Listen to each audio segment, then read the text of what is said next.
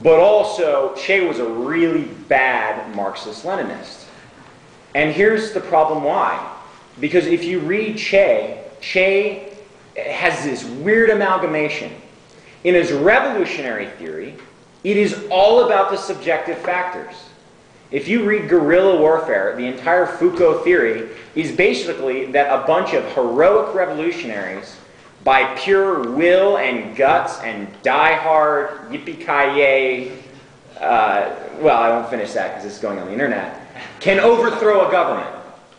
So in his revolutionary theory, he's filled with pure subjectivity. But in his theory of Marxism, ironically, it's basically full objective theory. It's a notion of universal masses that are undifferentiated, that are just conditioned by the new communist society, right? I believe the essay is The New Communist Man, right? Who is altruistic and, is conditioned and is in an objective society such that they can't be evil. Well, even after the revolution, you can't abandon that subjective force. So Che's failure is revolutionary, which he tried in Bolivia and died because of it. That's the part he liked, though. He liked the revolutionary part. The governing side he didn't like, Yeah. Forward in the death. Well, but he went to Africa, he went to Bolivia, and went on. But here's the thing: is even his revolutionary theory, which was moderately successful it was successful in Cuba, relied entirely on the subjective factors. So when you put it somewhere that the objective factors weren't hugely in your favor, it doesn't work. It doesn't work even a little bit. Now, let me give another communist failure, which is Mao. Now, Mao is a great dialectical materialist. He does a great job. He does a great job in the revolutionary theory. Through the People's War, he keeps in mind the objective factors. He keeps in mind the subjective factors, which is the Red Army, the PLA, the People's Liberation Army. Does great. His revolutionary warfare is great. And if you have a Maoist, basically People's Liberation Army, if you can get it started, basically there's just about no way for capitalism to kill you. And it'll try. And if you just have to look at the Shining Path or the Philippines to see, basically it's almost impossible. I mean, we'll see, but Marxist-Leninist Maoism is almost never militarily defeated because it has this, in its very philosophy, a strong notion of the objective and the subjective. It focuses very clearly on it. Along comes his actual time. Now, Mao makes a big mistake in the beginning, which is, again, he makes the same mistake Che does. He thinks the revolution's over, so all we have to worry about is the objective factors. And this is where the Great Leap Forward comes in. Look, if we all just work really, really hard, we'll have a really easy time building socialism. And he really means it. It's not duplicitous. And so all the masses are like, well, this guy led us through a massive civil war and Japanese occupation. We should listen to this guy. But the problem is, at this point, Mao is only concerned with the objective factors. And so, for example, everyone's really excited. Everyone wants to work really hard. They exaggerate how well they're doing. Well, if you don't take into account the subjective factors of what influence the party has, what influence the state has, what influence the propaganda has, you don't realize, hey, everyone is increasing their numbers because they want to be the best. Not because you get anything for it, but because they really love the revolution, and they really love Mao, and they really want to make this revolution work.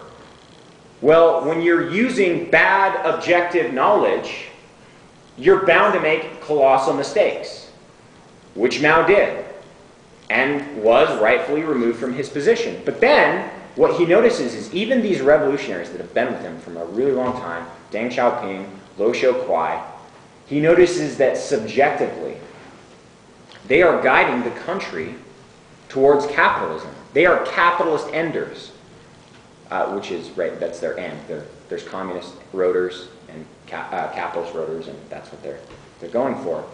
And so Mao is kind of secluded for a while, but then he realizes, no, what we need is both, even though the ostensible revolution is over, we need the subjective factors back again. And so he demands a new rise, a new revolt that is not just the objective masses, but is a subjective force against the party and against the state itself.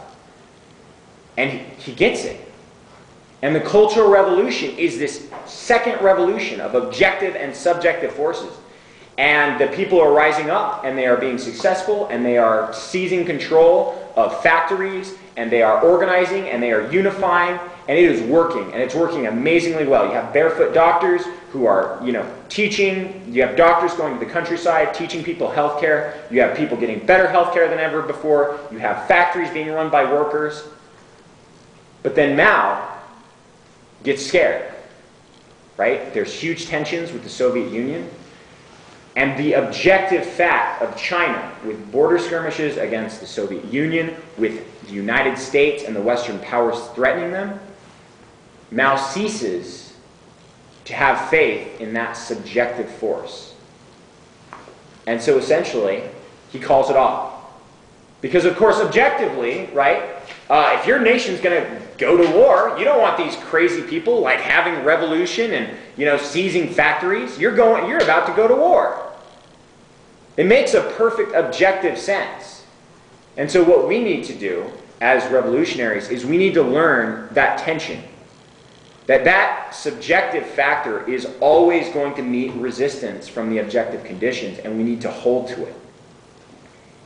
Perhaps even especially when things become dangerous, when things become threatening, and when it seems that the objective forces and objective dangers are going to overwhelm us. But Che never even came close. He never moved beyond the objective factors. Mao, I think, is the first real communist revolutionary to actually understand this, but he himself was too afraid of the implications of it. I thought it was interesting that Che actually liked Mao more than Stalin, the way things ran over in China than the Soviet Union. Well, I mean, this is because Che had an affinity for the revolutionary subjectivity, the struggle. Even if Che couldn't put his finger on it, this is the thing. China had two revolutions. The first one succeeded. That was the revolution against imperialism, the Japanese, and Chiang Kai-shek. But what Mao tells us, that's a lesson we need to learn, is we need a second revolution. And in China, that went by the name of the Cultural Revolution. But that revolution in China was a failure.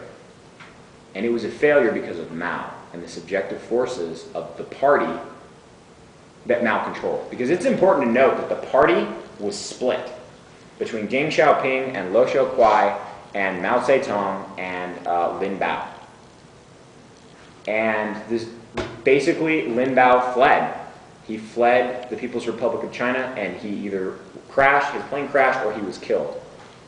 And this basically shook Mao to his core. He became much more conservative. And it's worth noting, I think Deng is a revisionist and a counter-revolutionary, but it wasn't Deng that invited Nixon to China, right? And so, again, my thesis is, and has always been, the problem with Mao is that Mao was not Maoist enough. So, sorry. Just something kind of kicks us off into another little subject, but just a quick question. From a Marxist point of view, is there a particular icon that's actually brought out? Because I do hear that if you take Stalin or Lenin or Mao or Che, I guess, there's a lot of complaints that wasn't true Marxism, that the reason it didn't work because it wasn't implemented the way it should have been implemented. What's looked at as the greatest success, or is there one that's really looked at as a great success? Is that a good question? Is that dead? It's going to be. I'm going to change the battery. Do you mind if he changes that? Think about it. Well, no, you can finish your question. And then. Okay. Was that the end of the question? Yeah, basically. Okay, that's why.